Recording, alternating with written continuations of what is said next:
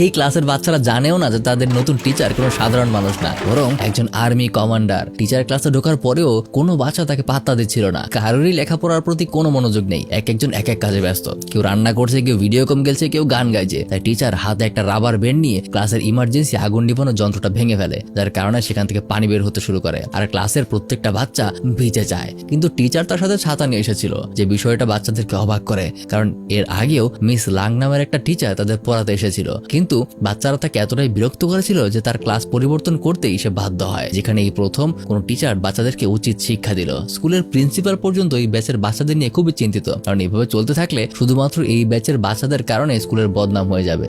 আর এই কারণেই হেনরি নামের এই মিলিটারি রিটায়ার অফিসারকে তারা এই ব্যাচের দায়িত্ব দিয়েছে। পরদিন হেনরি যখন ক্লাসে ঢুকতে ধরে, তখনই বাচ্চাদের তৈরি করে একটা ট্র্যাবে এসে পা দিয়ে বসে। কিন্তু মিলিটারিতে এইসব বিষয় তার জন্য খুবই সাধারণ, তাই বাচ্চাদের এই ফাঁদে তার কিছুই হয় না, বরং যারা এটা তৈরি করেছে তাদেরই অবস্থা খারাপ হয়। তারপর হেনরি তাদের ক্লাস নেওয়ার চেষ্টা করে, কিন্তু বাচ্চাদের প্রত্যেকে একসাথে তাদের বেঞ্চে হাত দিয়ে আওয়াজ করতে থাকে আর চেষ্টা করে যেন টিচার ক্লাস বাদ দিয়ে দেয়। কিন্তু সে সবার প্রথমে সবাইকে শান্ত করে আর ক্লাসের জ্যাক নামের একটা ছেলেকে ব্যাগ থেকে সিগারেটের প্যাকেট বের করে। বাকিরা মনে করছিল হয়তোবা সে তাদের পানিশ করবে, কিন্তু না, সবার বেঞ্চে একটা করে সিগারেট রেখে দেয় আর কথার ছলে তাদের বোঝাতে শুরু করে যে এর ভেতরে কি কি আছে আর এর মাধ্যমে ফুসফুসের কতটা ক্ষতি হয়। আর এখানে হেনরি এমন করে কৌশল খাটায় যেখানে বাচ্চারা প্রথম কোন টিচারের কথা মন দিয়ে শুনতে শুরু করে। আর তার এসব কথা সব থেকে বেশি ইফেক্ট করে জ্যাক নামের সেই ছেলেটাকেই।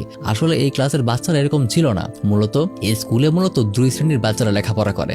একটা ব্যাচে ধনী পরিবারের বাচ্চারা পড়ে, যাদেরকে কখনোই তাদের ভুলের জন্য শাস্তি দেওয়া হয় না। আর একটা ব্যাচ হলো গরিব ছেলেমেয়েদেরকে, যারা কোনো ছোটখাটো ঝামেলা করলেও তাদেরকে কর্তৃপক্ষ সাসপেন্ড করে দেয়, এমনকি জরিমানা করে। মূলত এই বৈষম্যের কারণেই তারা বিরক্ত হয়ে আজ এইরকম আচরণ করছে। তেমনই একবার ধনী ব্যাচের একদল ছেলের সাথে তাদের ব্যাচের জ্যাক আর তাদের বন্ধুর মারামারি লেগে যায়। অবশেষে তাদেরকে ছাড়ানো হয় আর জানা যায় কর্তৃপক্ষ তাদের মধ্যে থেকে 5 জনকে 1 মাসের জন্য সাসপেন্ড করেছে। কিন্তু ধনী ব্যাচের বাচ্চাদের কর্তৃপক্ষ কোনো শাস্তি দেয়নি। এসব দেখে হেনরি সেই 5 স্টুডেন্টের ব্যাকগ্রাউন্ড সম্পর্কে জানতে শুরু করে।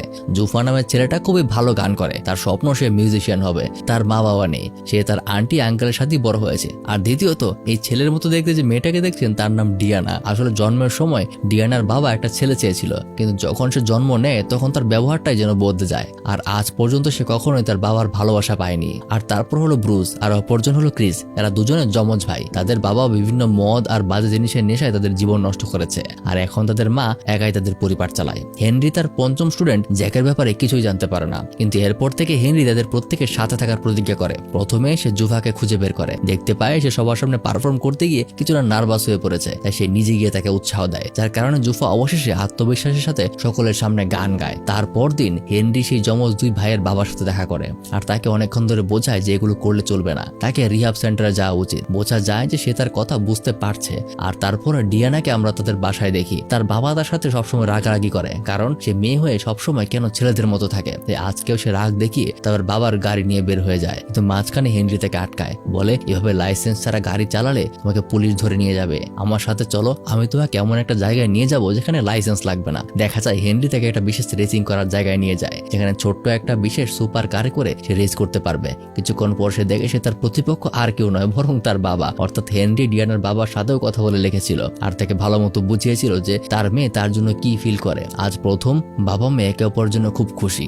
এক সময় হেনরি প্ল্যানিং করে ডিয়ানাকে সাইডে চাপিয়ে দেয় আর মাঝখানে একটা চলন্ত ট্রাক ঢুকে এমন একটা অভিনয় করে যেন ডিয়ানা একটা ট্রাকের নিচ চাপা পড়েছে, যা দেখে তার বাবা হাও মাও করে কাঁদতে শুরু করে। আর অপরদিকে এটা দেখে ডিয়ানা নিজের ভুল বুঝতে পারে, তার বাবা আসলেও তাকে কত ভালোবাসে। আর তার কিছুদিন পর স্কুলের নিয়ম অনুযায়ী বাচ্চাদেরকে কিছু অ্যাডিক্টেড মানুষদের ইন্টারভিউ নেওয়ার প্র্যাকটিসের ব্যবস্থা করা হয়, যেখানে তাদের কিছু ড্রাগ এডিক্ট মানুষের ইন্টারভিউ নিতে হবে। হেনরি কর্তৃপক্ষের সাথে কথা বলে পরবর্তীতে বাচ্চাদের সাসপেন্ডের বিষয়টা ক্যান্সেল করিয়ে দিয়েছিল। তবে আজকে অবাক করার মতো বিষয় হলো সেখানে ব্রুসের ক্রিসের বাবা এখানে এসেছে, কারণ সে রিহাবে যেতে চায়। আর এই বিষয়টা দেখে 2 ভাই ভেতর থেকে ইমোশনাল হয়ে পড়ে। অপরদিকে জ্যাকের কথা বলতে গেলে সে এক এক সময় এক এক কাজ করতো। ওইরকমই অনেকদিন আগের কথা, যেখানে সে একবার রেস্টুরেন্টে ওয়েটার হিসেবে কাজ করতে গিয়ে জ্যাকের ছোট্ট একটা চালাকে সেখানকার এক গ্যাং লিডারের নজর কাড়ে, যার পরবর্তীতে ওই গ্যাং লিডার তাকে অনেক টাকার লোভ দেখিয়ে নিজের কাছে রেখেছিল।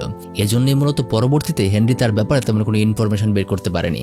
আজকে সেই গ্যাং লিডার একটা বাজি ধরেছে, যেখানে তাকে জিততে হলে প্রতিপক্ষের ড্রিঙ্কস একটু ড্রাগ মিশিয়ে দিতে হবে, আর এই কাজটাই সে জ্যাককে দিয়েছে। আর অপরদিকে হেনরি অনেকদিন ধরেই জ্যাককে নিয়ে গোয়েন্দাগিরি করছিল। ফাইনালি সে তার সকল তথ্য জানতে পেরেছে। আর এদিকে দেখা যায় জ্যাক তার কথা মতো সকল কাজ করছিল। সেই বিশেষ ড্রাগ সে প্রতিপক্ষের ড্রিঙ্কসে যখন মেশাতে ধরে, তখনই সেই প্রতিপক্ষের লোকেদের হাতে সে ধরা পড়ে যায়। তারা তাকে অনেক মারধর করে আর সেই ড্রিঙ্কস তাকেই খাইয়ে ওখানকার একটা লকারের ভেতরে আটকে ফেলে, কিন্তু ততক্ষণে হেনরি সেখানে চলে আসে। সকলকে জিজ্ঞাসা করে যে জ্যাক নামের কোনো ছেলেকে তারা এখানে দেখেছে কিনা, কিন্তু সবাই নিষেধ করে। ঠিক তখনই সেই লকারের ভেতর থেকে জ্যাক চিৎকার করে ওঠে, যার কারণে হেনরি সবকিছু বুঝে যায় আর সবাইকে এক এক করে ধোলাই করতে শুরু করে।